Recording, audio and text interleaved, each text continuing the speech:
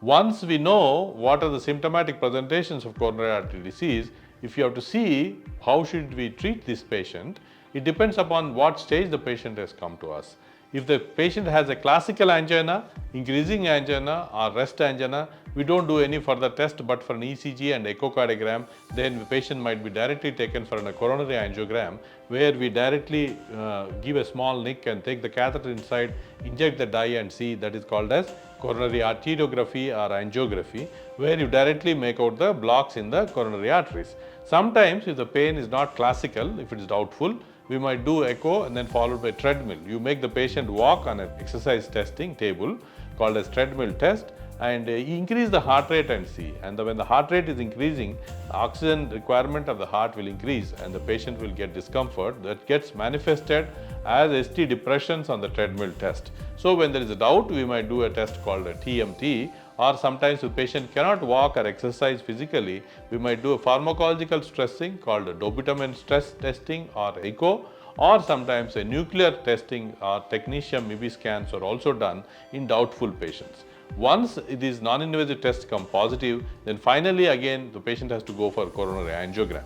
So angiogram is the final gold standard test which is done to diagnose coronary artery disease. Sometimes, very rarely, if a patient has very high risk factors and a patient wants to know what are the coronary blood vessel status, symptoms are not clear, at the same time they want to rule out, we might advise what is now called as non-invasively the CT coronary angiogram also, where we just inject a dye in the artery blood vessel and then take a CT scan picture, which is totally non-invasive. But nowadays, as of now, the CT angio is good to rule out disease. That means if it comes normal, it is normal. But if it comes abnormal, then probably we need to go for directly coronary angiography.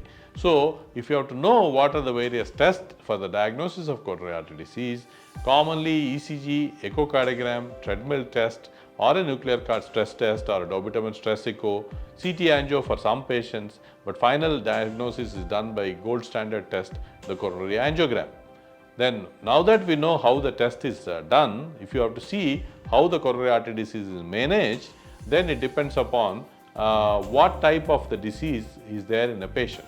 If a patient has blockage in generally one vessels, two vessels, generally we were doing coronary artery stents. That is, a small wire is taken inside and the blockages is cleared by balloon, and then we implant a stent that is called as coronary artery stenting. And if that's there in one of the vessels, generally stenting is only done. But if the blockages are in multiple and all the three vessels, sometimes the patient might require surgery. And the main vessel on the left side, suppose if it gets diseased, then previously surgery was only being done. But now, with the advent of good quality stents and good technology with imaging techniques like OCT and IVUS, even the left main vessel or the blockages in multiple vessels also can be treated by stents. That is what we call as multi-vessel PCI. But only issue is people have to understand they have to be taking medicines regularly, carefully. Otherwise, in about 10-20% of patients, there could be re-narrowing called as restenosis developing, especially if we're dealing with multiple stents. But by and large, if a disease is there in only one blood vessel, it is PTCA stenting, 2 or 3 vessels, generally still stents are done. But if a left main vessel or multiple blocks are there, then that's where CABG comes into play.